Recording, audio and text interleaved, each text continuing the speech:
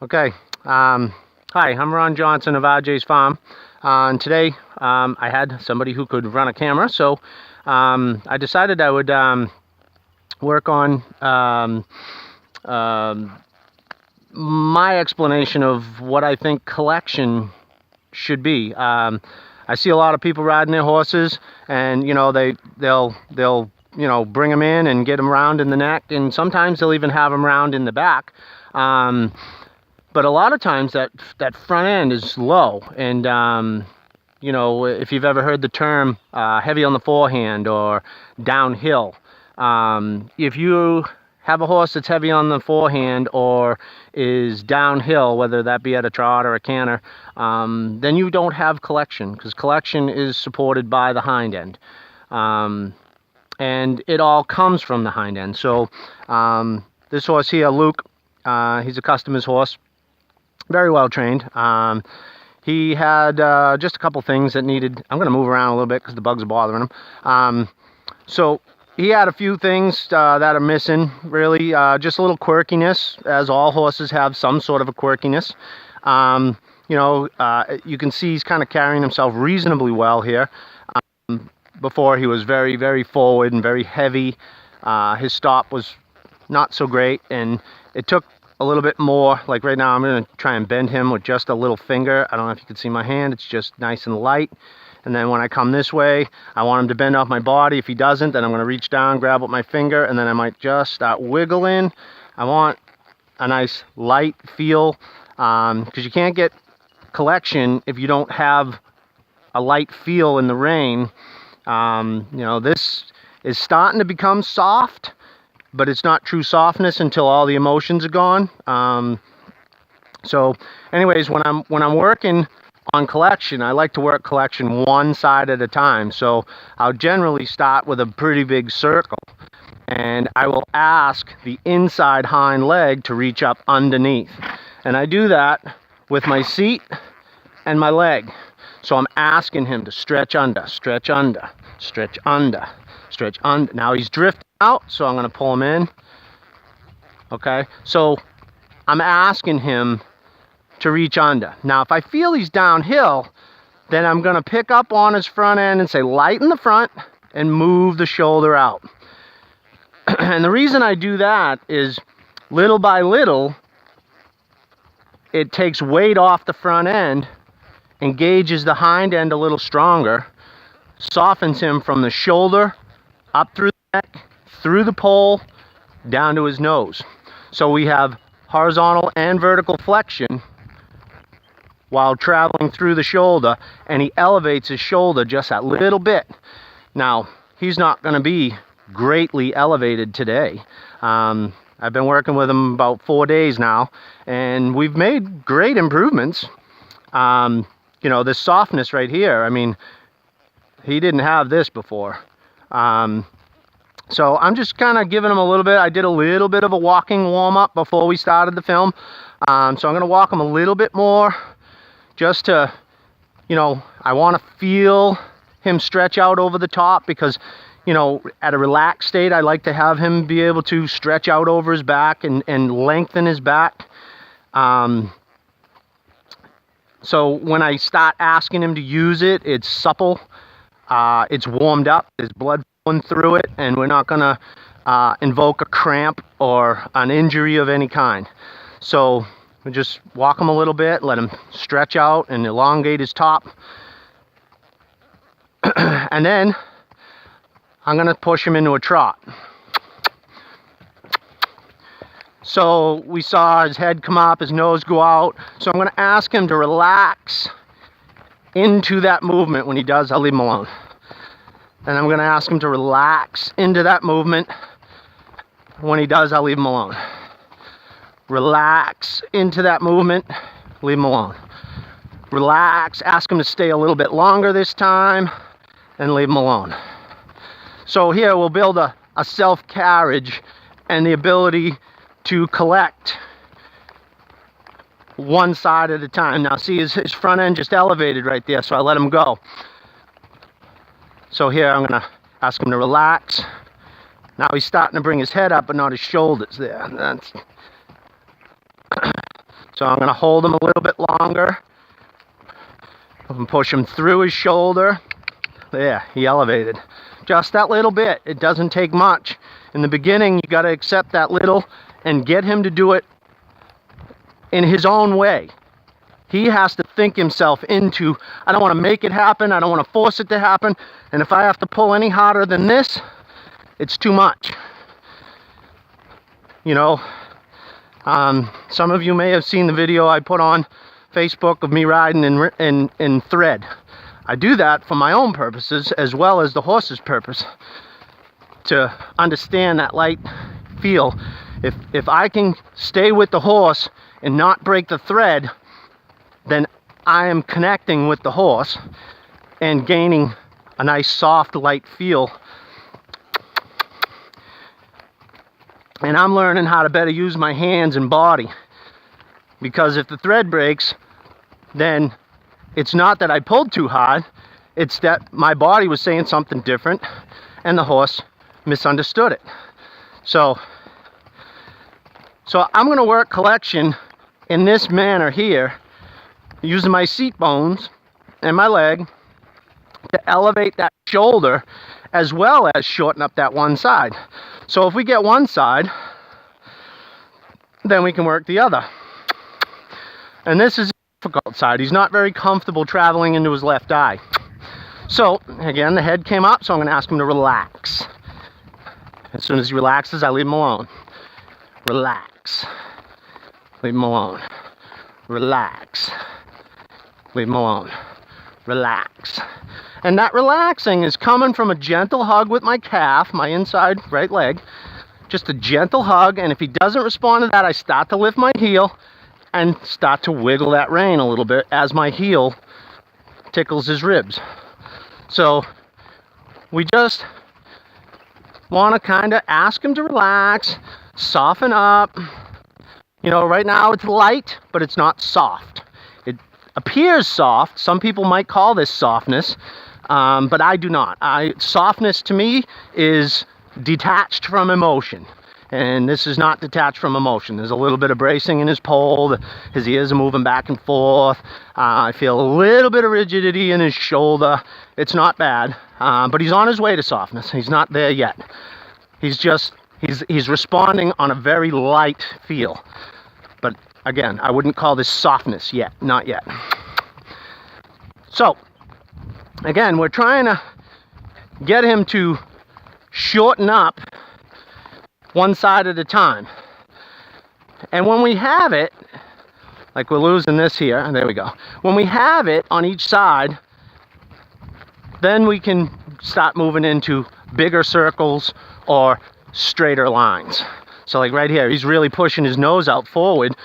There, he tucked, so I'm going to hold him just for a second. I'm going to wiggle my heel.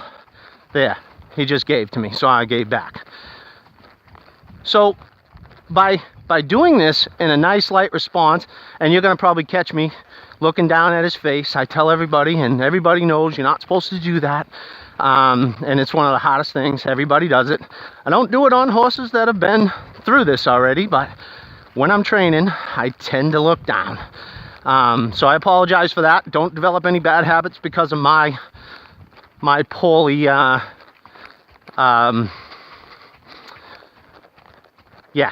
Anyways, you know the word I'm looking for. We don't want to be looking at their head. We want to give them clear understanding. I want to look out in front of me and give them a clear understanding of where we need to go. So if I want to make my circle smaller, I'm going to look a little deeper inside. If I want to make my circle bigger, I'm going to start looking to the outside. You know, and I didn't do anything with my leg. My hand moved because my shoulder moved. And I'll actually come around and come straight down towards you guys so you can kind of see. Okay, so I'm going to come in, notice where my hand is, right? So now I'm going to go to the outside. Now my hand goes, my hand goes to center.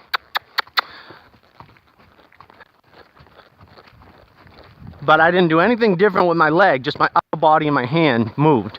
Now, a horse that's really listening to your body really well, you could leave your hand completely still, and I'll try that. I'll try to keep my hand right where it's at, and then just open my body. Sure enough, it worked. My hand didn't move. He's listening to my body rhythm. So my energy from my body took him to the outside. Okay, so the purpose of sending him through his shoulder, you're coming around here, he can fall in onto his shoulder, right? So to take him out, you're asking him, see, he didn't want to lighten up.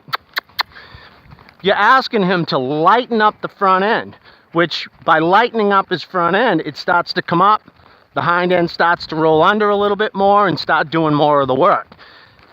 He starts to get a little bit more comfortable, you know, and this pace he's traveling at right now is really, really comfortable. Before, his trot was, let's just say, a little fast and springy. So right now he's getting elevated. So the whole point of this is so that when we ask for a canter, we don't have an extremely downhill horse. Now, he canters downhill. So if I ask for a canter right now, you're probably going to see that to start with. But I'm going to fix that in the same way. So let's see what we got. I'm going to ask for that canter. I'm not going to ask for that. See, he's expecting it. He hears the word. He knows I'm preparing. So I'm going to ask him to relax before I ask for the canter. Because if I don't, then part of his problem is more speed, the chase is on. And that's partly because he had a job at the racetrack to pony the race horses to the starting gate and then to run them down and catch them after they cross the finish line. So when speed comes into play, that triggers a mental instinct to chase them down, run hard. So I'm trying to reprogram that. So I'm not going to ask him to canter until he relaxes. So if he's relaxed, and he's not, because that head keeps coming back up. So, so maybe I won't ask for the canter. I hope to get to it, but I don't want to do it just because I want to show you something. I want to do what's right for the horse. And he's, at this point in time, not ready for the extra speed. Not without helping his original programming. We want to deter his original programming and take him to a more relaxed state of mind, so that when I ask for speed, we're just going faster. We're not in a hurry. We don't need any anxious emotions. We don't need, you know, him to dart into that, you know, going full tilt. We just need a nice, you pooping? I'll let you. I know a lot of people don't like to let a horse poop. They say keep walking. Horse is meant to poop on the run. But I say if I got to clean it up, I want it in a nice neat pile. So I'm okay with that. Okay, so here we go with a little bit of anxiety here. So I'm gonna push him through his shoulder to soften him up a little bit. And try to avoid that pile, because that's no better than letting him walk. Okay, so I'm feeling elevated in the front end, but he's also got a high head and he's not soft. So I'm gonna soften him up just a little bit. And again, this isn't true softness. We're working on getting him to respond on a light feel. He's kind of fighting my rein here, so I'm gonna kind of push him around tight into a tight circle. Just really push him around. And then the minute he softens up, I'm gonna let him straighten out. So I don't know if you saw that, but he gave to me, but now he's still not. So I'm gonna push him a little bit tighter, into a tighter circle. And he's really leaning on my hand, and for this moment here, there, he just did it. So I'm gonna see if he'll come back to me. Yeah, he came back to me, so I let him out. See if he'll come back to me. He came back to me, so I let him out. And again, I'm gonna ask again. He came back, so I'll let him out. Again. Okay, so now we got him to where I think I might want a canter. This is pretty good, and he's staying pretty level-headed. So I'm gonna ask for that canter and see what he gives me. Oh, not yet. Head just came up. So here he is. He's ready. Ready? Here we go. Okay, so actually, this is actually, now he's going downhill. So if he goes downhill, take him to the shoulder. So yeah, now he came up a little bit. Not great. He was way downhill before. He still feels a little downhill, but he's using his hind end a whole lot better. And this is a comfortable speed. So I'm going to ask him to slow down with one rein. And I'm going to do it the other direction. And see what we end up here. So his canter has always been really stretched out and fast. So what we have here is considerably better, but still not ideal. You know, and the whole point of this video wasn't to show you that I can fix this in 1 or 2 sessions. It's to show you how it takes little by little, using the hind end a little bit more, lightening up the front end a little bit more, creating a real light feel in the bridle, you know, getting him soft so he's, there he gave. You know, if he's leaning on that bit and I feel more than, you know, just a few ounces, like right here, he's leaning on me. I'm not going to pull heavier. I'm just going to wait him out. Again, not going to pull heavier. I might lift my heel into him and then let him go. But I'm not going to pull heavier on the bit. A lot of people, if the horse don't bend, they pull harder, or they'll get a harder bit, or use something with leverage, or a twisted wire. I believe if they're heavy in the mouth, go to something lighter. And if you look at this full cheek snaffle, it's got a big old round piece, and that's because it's as mild as can be, and that's what I use. I start this process in a rope halter, and I start this process with as light a pressure as possible, going through the body for softness. What do they say? Tug on the heartstrings. Go for that heart right here with your calf and leg. You know, go to his heart. Go straight to his heart. That's the way in. You get to his mind through his heart. You know, and you're not going to get there by pulling harder, getting him angry, getting into a tug-of-war. All you're going to do is teach him to lean on you. So if you notice, you know, I don't want to pull to where he resists with his right side and then lets out, only using his right side. He's pulling on, he's resisting with his right and then letting out with his right, not using his left side at all. So by doing this, I create a thought going through his heart. If that doesn't work, then I'll start to lift the rein, and if that doesn't work, my heel starts to come in as soon as the pressure comes off. I mean, as soon as the pressure starts to be felt in my fingertips. Once I feel pressure, then I'll start lifting my heel. And my heel is what makes him soften. So by doing that, I create a thought in him to do what is necessary. He uses his own mind to activate his own muscles. I get no resistance, and I get a lighter feel and a softer response because he's only using the muscles I need from him, not other muscles to brace against me or to resist against me. Okay, so here we go. I'm gonna work on getting him nice and framed up. See if I can elevate his front end a little bit before I push him into that. He's got a bug on his pole here, so I'm gonna kill that. Okay, so he feels pretty good right now. I don't feel any real resistance. He's being a little sluggish, so I'm gonna go for the canter, even though there's something still missing in his head and face there. But he's being slow and sluggish, so more speed is going to help me energize. So if I can get him to frame up, then I'm going to push him into the canter.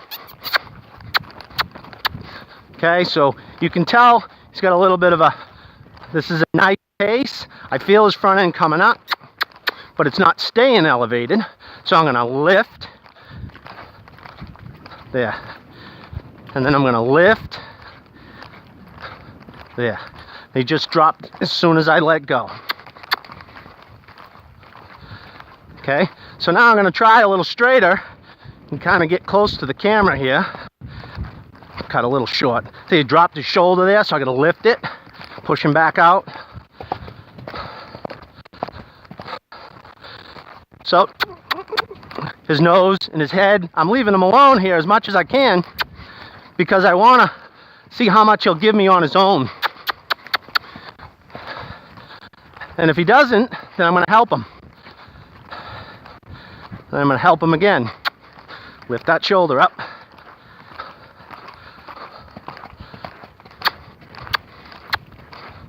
Good boy. Okay, so I'm gonna stop him on my seat. No reins. And I'm gonna walk him out a little bit. Ask him to stretch a little bit.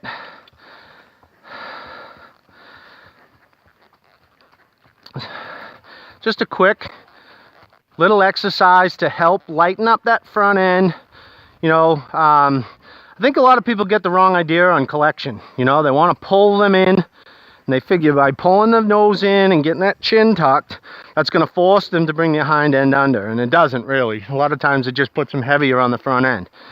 Or you'll see people really get underneath and lift that back up, and then you'll get the back higher, the nose will come in, but the hind end don't typically tuck. The front end tends to still go down. Not always, but you get those few occasions that you make them heavier on the front end. So by asking them to lighten the front end, round out the neck, soften through the pole, engage that hind end, you know, we can little by little get that shoulder to come up, which will help that hind end roll under, and it'll give him a little bit more. Now, notice, loose rein. I'm doing this all on a loose rein. Now, this horse is typically ridden in contact, in a dressage saddle. I'm riding him in a Western saddle because my dressage saddle doesn't fit him properly. But, you know, I don't want to ride him in contact and force a frame or try to, I really want him to think his way through this. I want his mind to activate every aspect. Of course, I'm going to help him by positioning my weight over the hind to help him out. If I put my weight on the front, then he's going to use the front more often because he needs it to support, and it's impossible for him to get that hind end working for him if I'm over his front. So I'm going to do my best to help him through my seat. I'm going to do my best to help him through my legs. I'm going to help him through the reins, but only in a way to make a suggestion. I'm not going to grab on and hold him like, you know, he'll fight that. You know, he may give to it, but he's going to learn to lean on that. So I'm going to bring him into that, you know, like, so here I'm going to just nice and light. You know, it's my legs that are going to ask for that. I am not going to pull any harder. You know, and same thing here. I'm going to push him through, keep him bent to the left. Now I'm going to take him around. I'm going to ask him to soften through my right heel. You can see the heel lifting into him. There we go. I'm not pulling any harder. You can see that rein has a little bit of a wiggle to it. He can come off of it if he wants to. So I'm not going to pull any harder. I'm going to just wait till he thinks his way through it and commits to my leg and body. See how when he comes off it, you'll see that rein. See it? It loosened. Now it's loosened, right? So here again, I'm looking down at it so that I can tell you what's going on here. Don't follow my example. Look out ahead and use the feel of the bottom of your hand. I can feel when he's tugging on my right little finger. So right there, he's off it. Now he's on it, off it, off, on. Kinda. He's there, but he's not there. That's nice. So I'm not going to pull any harder. I want him to think his way through this and do it himself. That's the only way you're going to get to self-carriage. You know, if you micromanage and you pull him into frame and pull him into shape, then you're going to have to do it every time you want it. But if you get him to think his way into it, he'll do it all by himself, and you won't have to worry about it. He'll just do it. Self-carriage. You've all heard the term. He's got to do it on his own. That's what self-carriage is. He does it by himself. You know, he just follows our lead, follows our request. So right here, he's not coming in, so I might wiggle a little bit and then lift my heels. So here, I'm going to push him a little further. There we go. Boom. You know, so he's a long way from self-carriage. Whoop. Then back him up. And again, I'm not going to pull him for a backup. I want my body to ask for it. You know, I'm going to pull him around just a little bit so I can not back him into a fence. So here, my hands are just, I'm here, slacks out. I'm going to drive him back with my feet. I might use my heels. I'm not going to pull him back. I just want him to commit to his backup on his own, relax. So right there, he just gave me a couple with his head down. He's flailing around a little bit. Bugs are a little bothersome, but either way, I still want to wait till he commits to doing it in a fairly relaxed frame of mind. And, you know, he's not completely relaxed. This is still kind of new to him. We've got, what's today, Thursday? I've got, today's the fifth day that I've been working on this. And, you know, it's getting really good because before he would just lean on this. So if I pulled here, that nose would go out further and he'd start going the other direction. You know, so he learned to lean on pressure. So to get what I got now is really good. But it's the collection that we need to gain. And that's why I did this video, because, you know, I can soften his head and neck, get him to break at the pole horizontally and vertically. I can get him to engage his hind end really well. And now he's starting to shorten up his stride. Still doesn't really want to elevate his shoulder, but I can encourage him to do that by asking him to lighten it and move it over, because if he has to travel over, he has to use his hind end a little bit more so that the front end becomes lighter. And of course, I'm going to help him with my seat, get a little further back, and I'm going to help create an inertia to help that front end come through. I'm also going to create a rising motion to help that front end lighten up. You know, but I see a lot of collection that doesn't get an elevated shoulder. And if you don't have the elevated shoulder, then a real important piece of collection is missing. So I hope all this makes sense to you, and I hope you all find it useful. And if you have any questions, feel free to ask. Write your questions in the comment section, and I will be happy to answer them. Thanks for your time. I appreciate you watching.